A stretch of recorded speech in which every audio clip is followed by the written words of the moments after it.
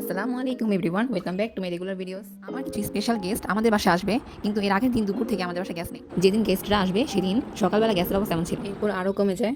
এরপর চলে আসি ভর্তার আইটেমে। 3 ধরনের ভর্তার আইটেম করা হয়: চিংড়ি মাছের ভর্তা, কাঁঠালের বিচি দিয়ে শুটকির ভর্তা, রসুনের ভর্তা। অনেক কষ্ট করে আম্মু এই ভর্তাগুলো বেটেছে শিলপাটায়। আমি অনেকবার বলেছি এগুলো যেন ব্লেন্ডারে করা হয়। আম্মু বলছিল যে না, পাটায় যে মজাটা হয় সেটা ব্লেন্ডারে হবে না। আগে আম্মু বিরিয়ানির সাথে বা খিচুড়ির সাথে 7-8 ধরনের ভর্তা করতো, এখন আর আগের মতো পারে না এত আইটেম করতে। তাও চেষ্টা করেছে আমাদের সামর্থ্য অনুযায়ী। আম্মু যেভাবে ভর্তা বানায় এইভাবে 2-3 দিন পর্যন্ত ফ্রিজে রেখে খাওয়া যায়।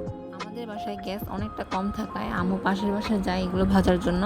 যেতে না যেতে পাশের বাসায় আন্টি ভর্তা চেয়ে হাজির। এই যে দেখতে পাচ্ছ চিংড়ি মাছের ভর্তা কীভাবে বানানো হচ্ছে।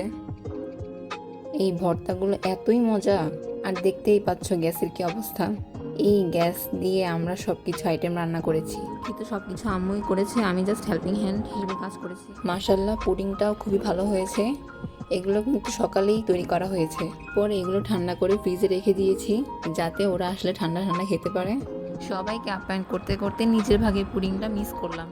ওরা সবাই চলে এসেছে আমাদের বাসায়। আমি ছোট্ট একটি ভিডিও ক্লিপ নিয়ে রাখলাম। দিনটা খুবই আনন্দের ছিল, কারণ সবাইকে একসাথে করতে পেরেছি। কারণ ওরা সবাই অনেকটা দূরে থাকে আমাদের বাসা থেকে। কেউ পুরান ঢাকা, কেউ উত্তরা, কেউ বিক্রমপুর থেকে এসেছে। এরপর ওরা নামাজ পড়লো। নামাজের পরে ওদেরকে খেতে বসিয়ে দিই। ওরা সকলেই বলছিল যে আমাদের বাসায় বিরিয়ানি নাকি রেস্টুরেন্ট থেকেও ভালো হয়েছে। সাথে ভর্তায় একটি আলাদা কম্বিনেশন তৈরি করেছে। আমরা সকলে খাচ্ছিলাম আর গল্প করছিলাম। আমি আর আম্মু কি যে টেনশনে ছিলাম, আমরা কি ওদের ঠিক মতো আপ্যায়ন করতে পারবো, ঠিক মতো খাওয়াতে পারবো, তো সব কিছু টাইম মতো করতে পারবো কিনা, আরো কত কি। তোমরা অনেকেই বলবে যে বান্ধবীরা আসবে, এটা নিয়ে এত টেনশনে কি আছে। আসলে দাওয়াত দিই, যদি ঠিক মতো আপ্যায়নই না করতে পারি তাহলে দাওয়াত দেওয়ার মানেই বা কি রয়। পিজ্জা করে আমার বান্ধবীরা আমার কান ঝাঁঝরা করে ফেলছিল। যাক, অবশেষে ওদেরকে পিজ্জা বানায় খাওয়াইতে পারছি। আল্লাহর কাছে লাখ লাখ শুক্রিয়া। আসলে সব কিছুর পিছনে আমার আম্মু।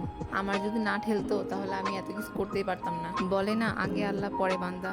আসলে চেষ্টা করতে হয়, সফলতা এমনি আসবে। ওরা আসার আগে ওদের জন্য পিজ্জার ডো রেডি করে রাখছিলাম, সাথে আমাদের বাসার মেম্বারদের জন্য আর একটা ডো রেডি করে রাখছিলাম। আব্বু যখনই আসবে তখন জানি বানায় খাওয়াইতে পারি। ওদের জন্য ওদের ফেভারিট মেয়োনিজও তৈরি করছি। আমার বান্ধবীরা মেকআপ করা আর ছবি তোলার জন্য খুবই এক্সাইটেড থাকে, তাই মেকআপ করতে যা যা লাগবে সব কিছু বের করে দিছি।